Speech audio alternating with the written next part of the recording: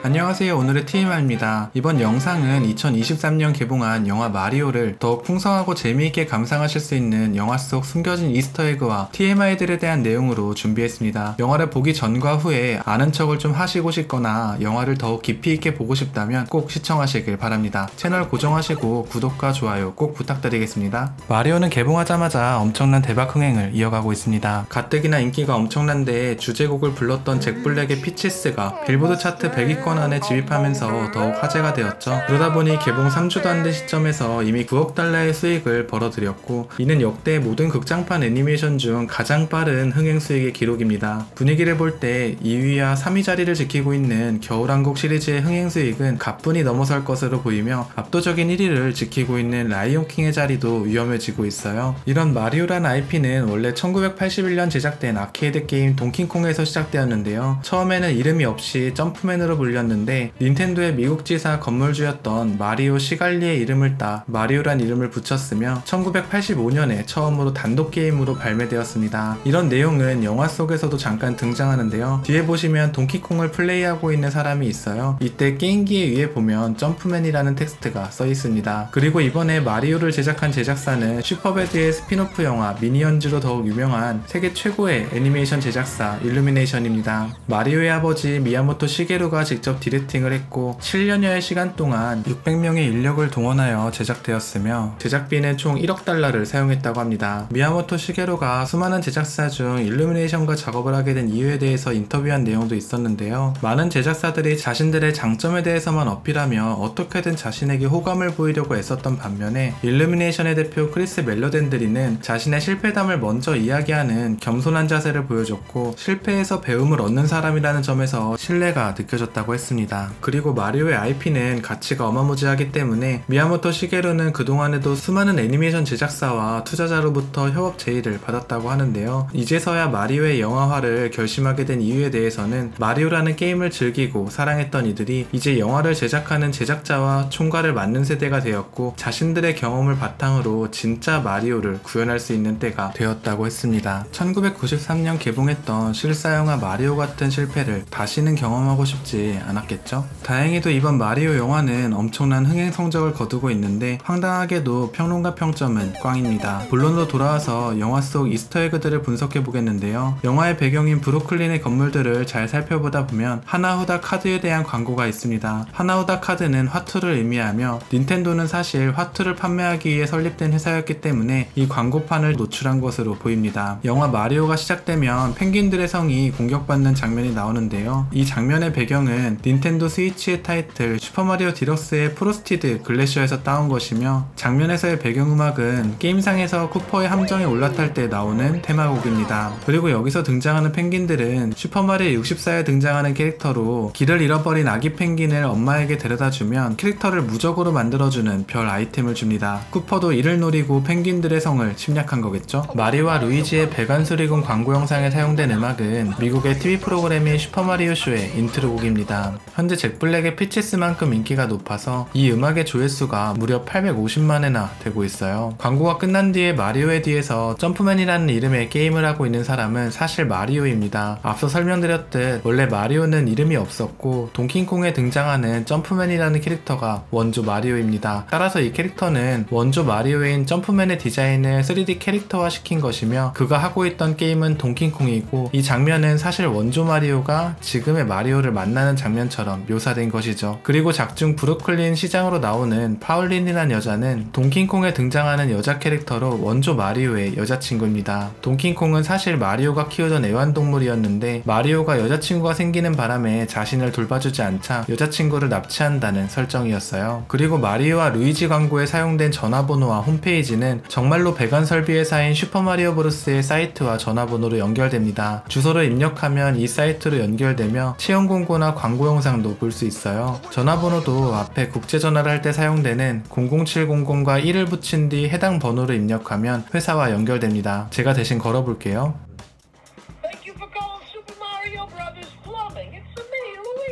피자 가게 펀치아웃은 마리오가 심판으로 출연한 권투게임 펀치아웃의 로고와 디자인을 사용했으며 상점 내부에는 펀치아웃의 캐릭터들이 사진으로 걸려있는 걸 확인할 수 있습니다. 상점 외부에서 다시 한번 로고를 확인할 수 있는데 이때 옆에는 슈퍼마리오 선샤인의 로고도 함께 확인할 수 있습니다. 그리고 브루클린 배경에는 샤스 커널드라는 프랑스 레스토랑이 비춰지는데 이는 오리사냥이라는 뜻이며 닌텐도의 더 헌터라는 게임의 캐릭터를 로고로 사용하였습니다. 그리고 벌룬파이터의 캐릭터도 간판으로 사용되었으며 페미콤의 디스크 시스템의 캐릭터도 확인할 수 있습니다. 그리고 구석에 잘 보면 블리자드 PC방이 폐업한 것처럼 문을 닫고 있는 모습도 확인하실 수 있어요. 루이지가 사용하는 전화의 전화벨은 닌텐도 게임큐브를 시작할 때 나오는 징글벨입니다. 발신자 화면의 프로필 사진은 닌텐도 미에서 사용되는 남성 아바타의 모습을 그대로 사용하였습니다. 그리고 마리오 형제를 비아냥거리는 스파크라는 놈은 래킹 크루라는 마리오 게임에서 형제를 방해하는 악역으로 등장하는 캐릭터예요.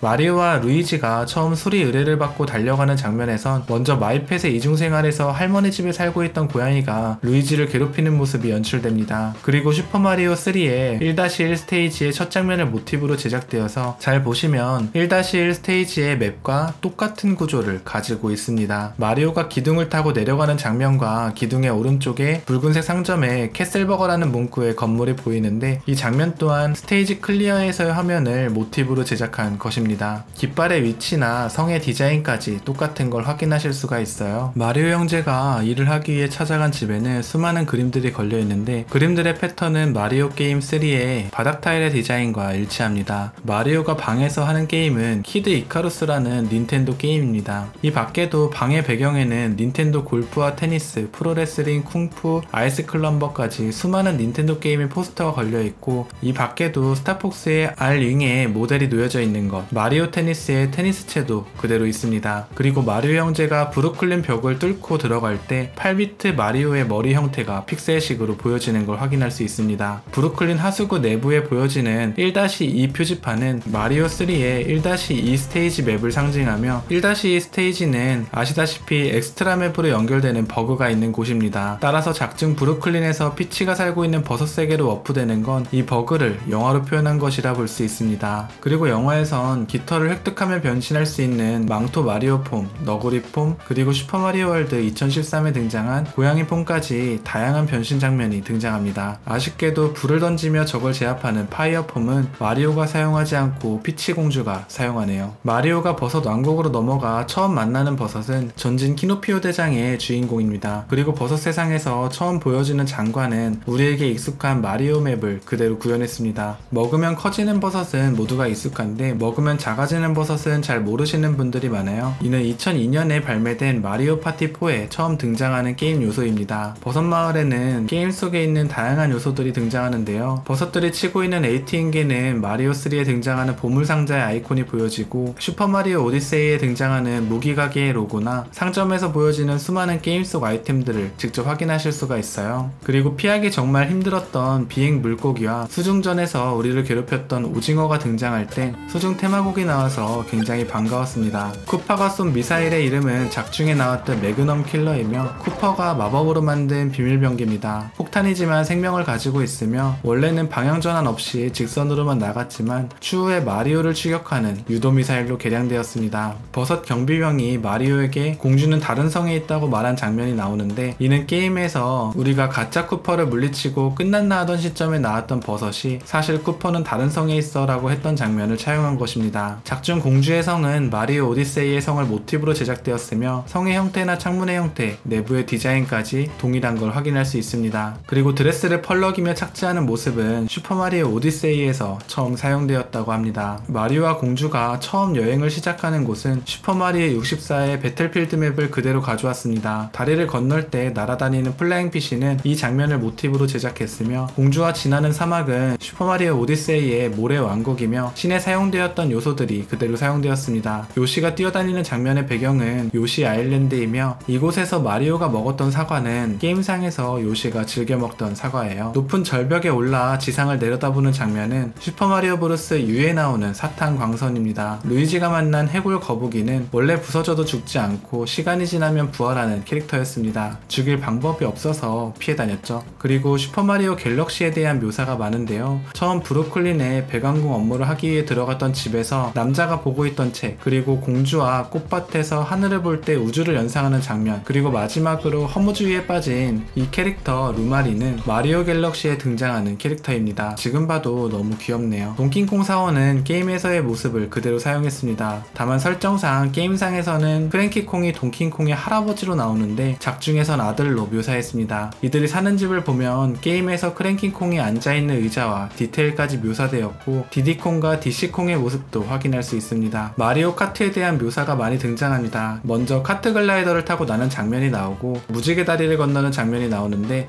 이는 마리오 카트에서 가장 유명한 맵입니다. 부품을 선택하며 차를 조립하는 장면의 묘사나 피치가 오토바이를 타고 다니는 장면, 마리오의 메인 카트 모두 우리에게 친숙한 모습으로 그대로 그려졌으며 키노피오가 탄 차는 게임에서 등장했던 티니 타이탄이라는 기종입니다. 마리오와 동킹콩이 타고 날아가는 미사일은 동킹콩 컨츄리에 나오는 로켓 배럴입니다. 실제 게임에서도 이렇게 타고 날아다녔어요. 쿠파와 공주가 결혼식을 올리는 장면은 슈퍼마리오 오디세이의 결혼식 복장을 그대로 가져왔습니다. 쿠파가 준비한 피라냐 꽃다발도 게임에서 사용되었던 부케와 동일합니다. 피치의 연기를 하던 쿠파의 부하는 뉴 슈퍼마리오 브루스 위에서도 피치의 대역을 맡아 연기한 적이 있습니다. 쿠파의 초대 손님 중 마리오 64에 나왔던 킹 바방과 킹 부가 등 게임상에서 모든 악역 캐릭터들이 집합해 있습니다. 그리고 마지막으로 마리오와 피치가 여행을 시작하는 장면에 나왔던 요시의 섬 지도와 작중 등장하는 요시 아일랜드, 깨어있는 요시의 알 등은 이미 속편에 대한 계획을 가지고 제작된 거라고 합니다. 이번 영화가 대흥행을 거둔 만큼 속편에 대한 진행도 빠릿빠릿하게 진행되었으면 좋겠네요. 저는 사실 영화를 보지 않을 생각이었습니다. 게임을 영화로 만들면 망한다는 징크스를 믿게 되었을 만큼 실제로 그런 사례들이 많았고 마리오와 함께했던 어린 시절의 추억을 훼손하고 싶지 않았거든요. 이는 제가 어린 시절 마리오란 게임을 정말 좋아했었기 때문도 있지만 첫사랑의 상대를 지금 다시 만난다고 그때의 벅차오르는 감정을 느낄 수 있는 게 아닌 것처럼 어린 시절의 마리오만큼은 그냥 그렇게 그때의 시절 속 가장 멋진 게임으로 남겨두고 싶었습니다. 하지만 영화 마리오 브라더스를 우연찮게 관람하게 되었고 이 영화는 추억에 대해 보수적이었던 제 생각과 개념을 완전히 부숴버렸습니다. 소닉이나 포켓몬스터처럼 난해한 실사화도 아닐 뿐더러 부족한 개연성을 채워 넣으려고 애쓰지도 않았고 월드 오브 워크래프트처럼 긴 서사의 스토리를 구겨 넣으려 애쓰다가 정작 게임과는 너무 다른 느낌의 연출을 보여주어 잠이 오게 만들지도 않았어요. 마리오가 가지고 있었던 친숙한 느낌과 단순 명료함, 게임의 플레이를 하면서 우리가 보고 겪었던 모든 플레이 방식과 스테이지를 공략하며 느꼈던 희열을 영화라는 매체를 통해 그대로 전달했습니다. 그렇습니다. 영화 마리오는 영화를 영화로 연출하기 위해 게임 IP를 이용했다기보단 게임 그 자체를 영화로 만들기 위해 애쓴 영화입니다. 때문에 스토리는 다소 빈약하고 작중 인물들의 행동 동기나 개연성은 거의 없어요. 하지만 저는 이걸 잘못이라고 보지 않습니다. 영화 같은 영화는 무엇이고 게임 같은 게임은 무엇인지를 따지기 전에 영화와 게임과 같은 컨텐츠를 우리가 왜 보고 즐기는지가 더 중요하지 않을까요? 우리는 그저 함께 즐길 수 있는 콘텐츠로서 영화나 게임을 소비하고 있는 것이며 여기서 오는 즐거움과 행복감을 느끼고 싶은 것이지 감상문을 쓰거나 이를 평가하고 싶어서 소비하는 게 아닙니다. 그러니 마리오라는 영화의 평가는 얼마나 영화적 요소를 완벽하게 갖췄는지에 대한 내용이 아니라 이 영화를 소비하기 위해 영화관을 찾는 대중들이 마리오라는 영화에 어떤 것을 바라고 있는지, 영화를 통해 뭘 보고 싶고 어떤 방식으로 자신의 추억을 소구하고 싶은지가 가장 중요한 포인트이고 이런 내용이 영화의 평가 기준이 되어야 하는 겁니다. 마리오는 그저 그런 평범한 컨텐츠나 IP가 아닙니다. 아케이드 게임의 기준과 시작이 되는 게임이었고 전 세계에 살고 있는 모든 우리들의 마음속 우상과 어린 시절 그 자체였어요. 그러니 마리오란 영화의 평가는 마리오만의 평가 기준과 특수성이 필요한 것이며 지금의 평론가들의 방식은 완전히 잘못되었다 볼 수 있습니다. 마리오란 영화는 분명 우리가 원하는 걸 보여줬으며 행복했던 그때로 우리를 다시 데려다 놓았습니다. 보는 내내 심장이 벅차올랐고 그때를 생각하면 아직도 행복한 감정이 물밀듯 밀려옵니다. 영화를 보고 온 사람이 행복했다는 감정을 느끼는 거, 그거면 컨텐츠로서의 제 역할을 다 한 것 아닌가요? 그러니 마리오를 사랑했고 마리오를 단 한 번이라도 플레이한 유년 시절을 보내셨다면 이런 평론가들의 주관적인 잣대와 겉멋에 취한 평가에 흔들리지 마시고 여러분들이 사랑했던 마리오가 어떤 모습으로 우리를 만나러 돌아왔는지 두 눈으로 직접 확인하시길 바랍니다. 그럼 오늘의 TMI 여기까지예요. 재밌게 보셨다면 구독과 좋아요 꼭 부탁드립니다. 안녕.